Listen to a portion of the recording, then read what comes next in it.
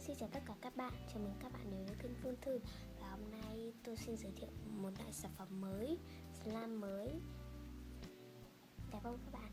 Cái hộp bề ngoài này là do mình tự làm ấy.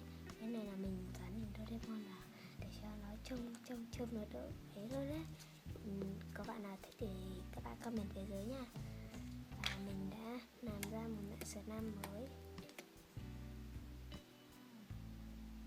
Siêu dẻo luôn đấy.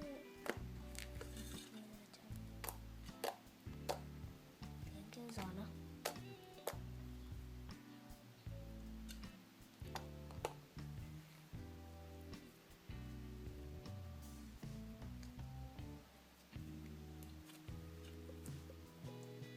Không hề dính nha các bạn. Thì mình làm hoa hơi xấu.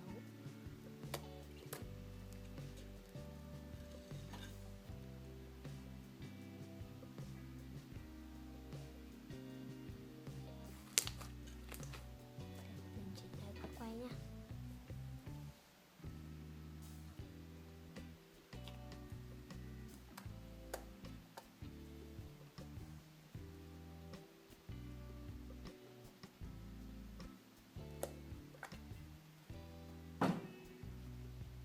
Là phim các bạn.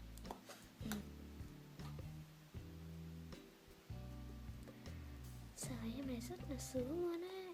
Mình chưa được sờ bạn nào lại sướng như bạn này.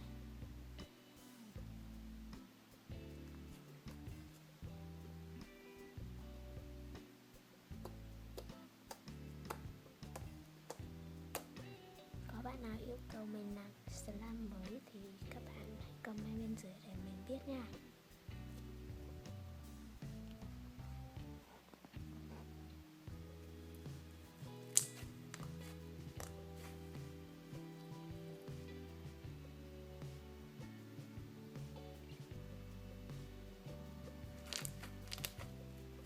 Mùi thì cực kỳ thơm luôn. Thơm mùi nho các bạn ạ.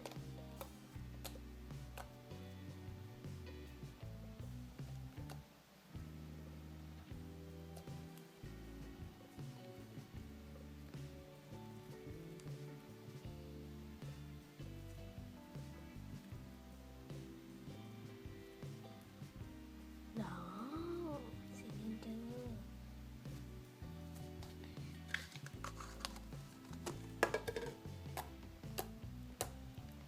Mình rất thích cái kiểu bấm bấn này nhá.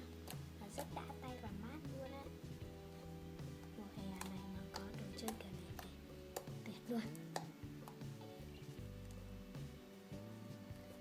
Video của mình cũng dài rồi thôi. Xin chào tất cả các bạn. Các bạn hãy nhớ ấn like, subscribe cho mình nha. Bye bye.